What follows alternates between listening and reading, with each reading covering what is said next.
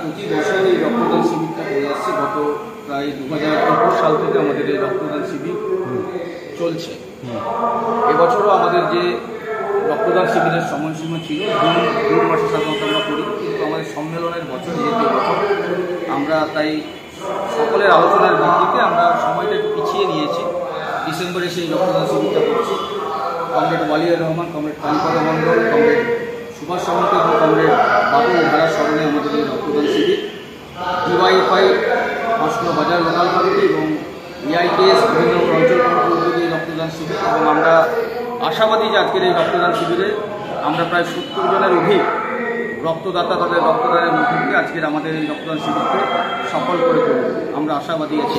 কারা কারা এসেছিলেন আজকে?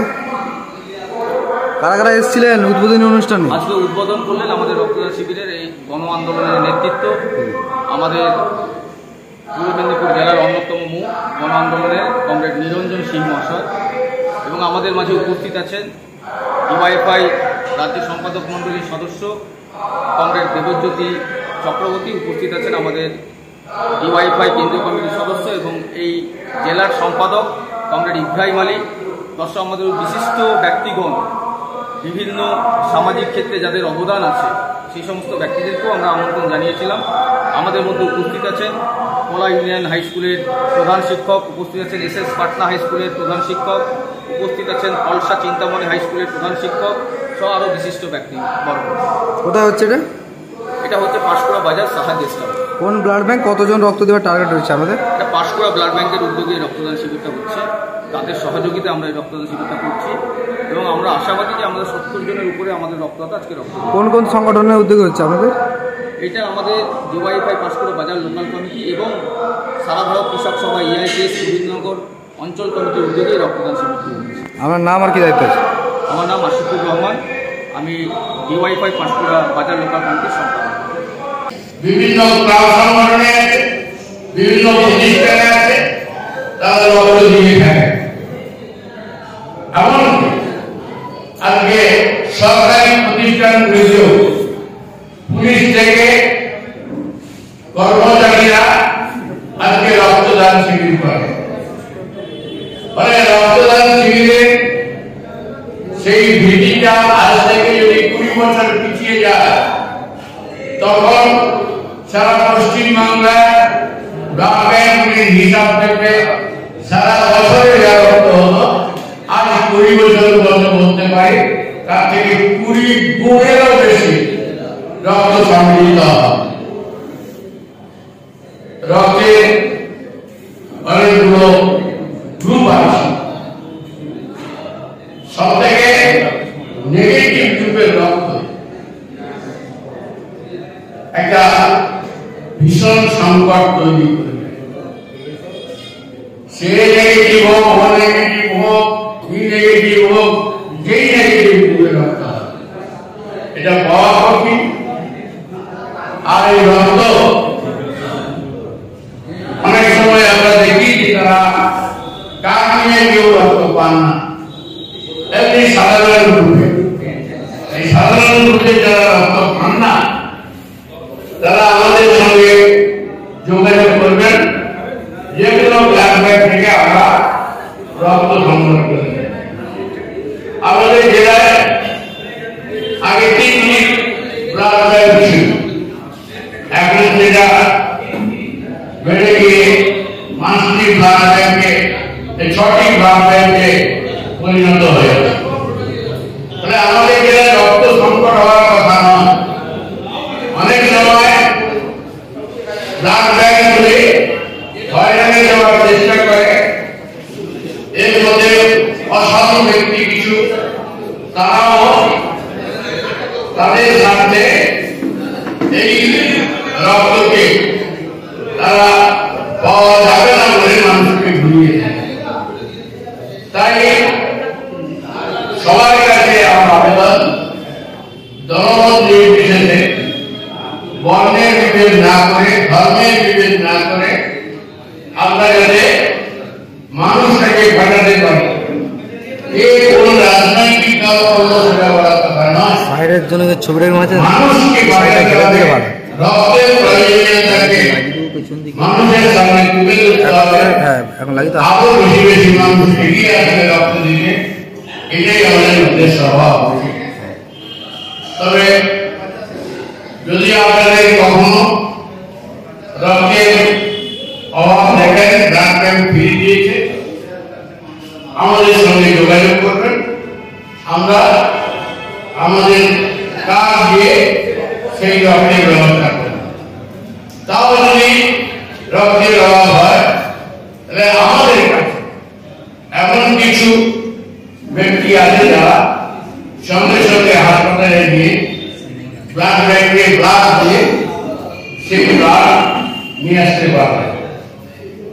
এছাড়া নেগেটিভ গ্রুপে যদি রক্তের প্রয়োজন হয় তখন কিন্তু যে রুগীকে সার্টেন অপারেশন করতে হবে, তখন বলে রাখি যে আমাদের কাছে নেগেটিভ গ্রুপের তালিকা, তাদেরকে রক্ত দিতে না বলে রাখি, তারা কখনোই রক্ত দেবেন না, বিভিন্ন ক্যাম্প করে। তাদের রক্ত অতি মূল্যবান, আমরা না দিতে বলি কেন?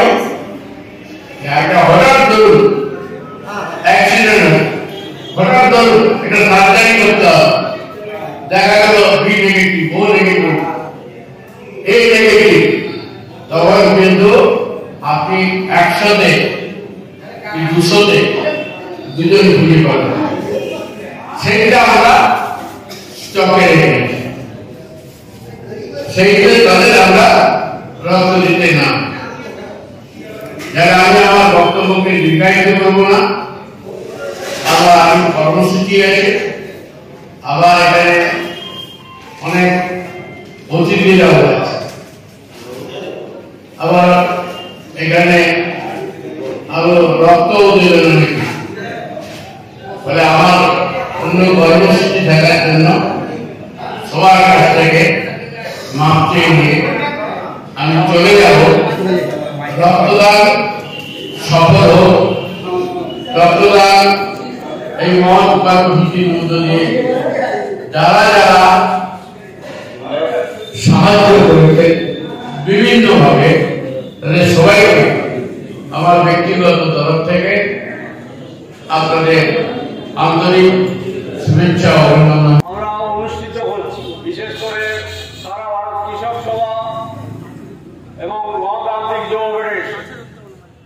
গণতান্ত্রিক যুব ফেডারেশন ক্যালেন্ডার অনুযায়ী সারা বছর ধরে রক্তদান করে যায়।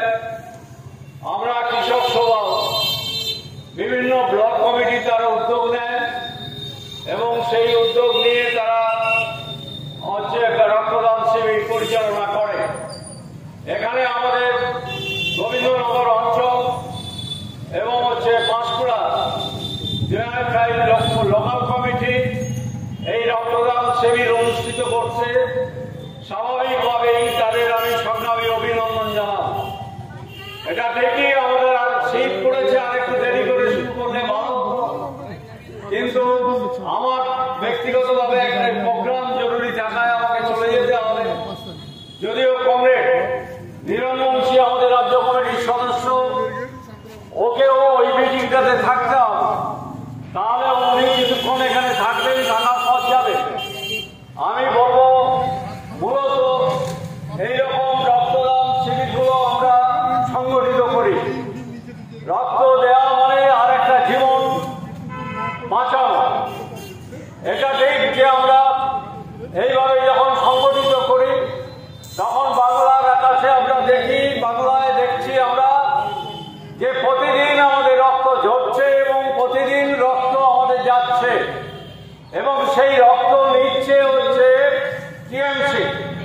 স্বাভাবিকভাবে সেই টিএমসি অযথা রক্ত আমাদের পিছিয়ে মাথা ফাটিয়ে রক্ত বের করে দিচ্ছে এবং মানুষ যাতে মারা যায় সেই ব্যবস্থা করছে। আপনারা জানেন যে সরকার পরিচালনা হচ্ছে একটা দুর্নীতিগ্রস্ত সরকার।